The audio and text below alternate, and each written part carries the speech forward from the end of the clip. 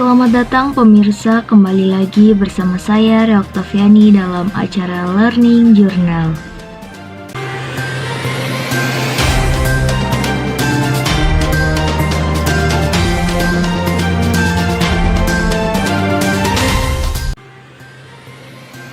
Setelah melakukan pembelajaran pada hari Kamis tanggal 9 November 2023, mahasiswa KPI 5D membuat ulasan kembali dalam bentuk berita. Sejarah jurnalisme di dunia terdapat beberapa zaman dalam perkembangannya.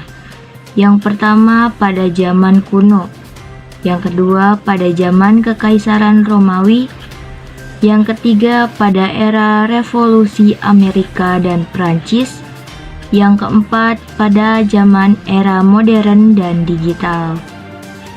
Sejarah jurnalisme di Indonesia dalam beberapa masa, yakni yang pertama pada masa kolonial. Jurnalisme di Indonesia dimulai pada masa penjajahan Belanda. Namun pada periode ini jurnalisme cenderung dikendalikan oleh kolonial Belanda dan digunakan untuk memajukan kepentingan penjajahan. Yang kedua, pada era pasca kemerdekaan, banyak surat kabar dan majalah muncul, dan kebebasan pers diatur dalam UUD 1945. Beberapa media memiliki afiliasi politik, mencerminkan keragaman pandangan politik di Indonesia. Yang ketiga, pada masa Orde Baru.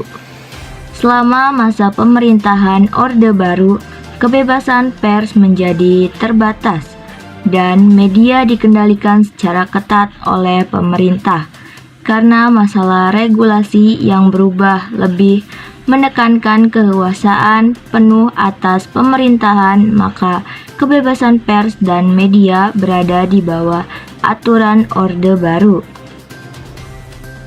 Yang keempat, pada era reformasi.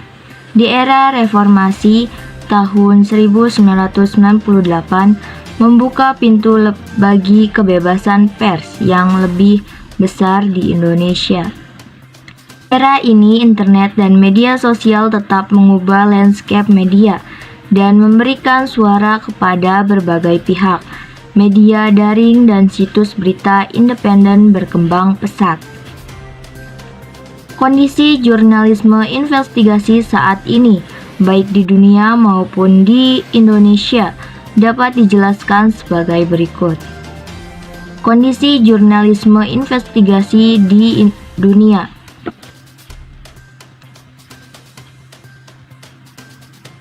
Kondisi jurnalisme investigasi di dunia.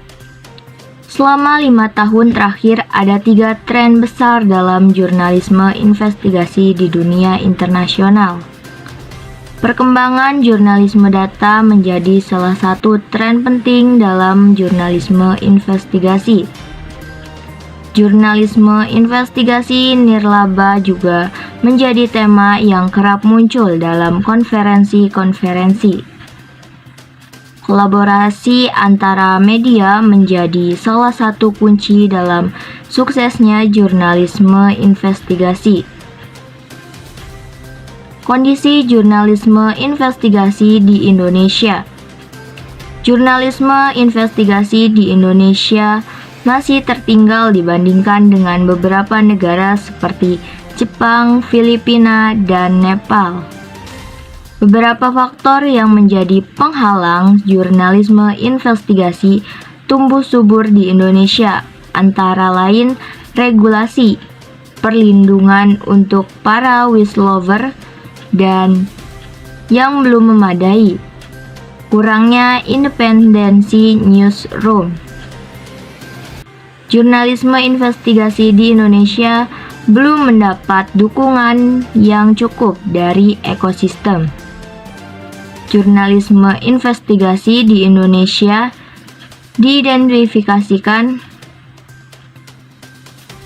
Jurnalisme investigasi di Indonesia diidentikan dengan istilah jurnalisme crowdsourcing yang menekankan muatan pencerahan publik dan seringkali juga kegiatan perlawanan.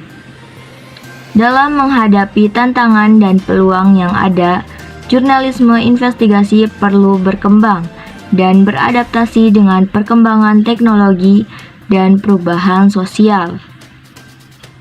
Kolaborasi antara media, penggunaan jurnalisme data, dan fokus pada muatan pencerahan publik dapat menjadi strategi yang efektif dalam menghadapi kondisi jurnalisme investigasi saat ini.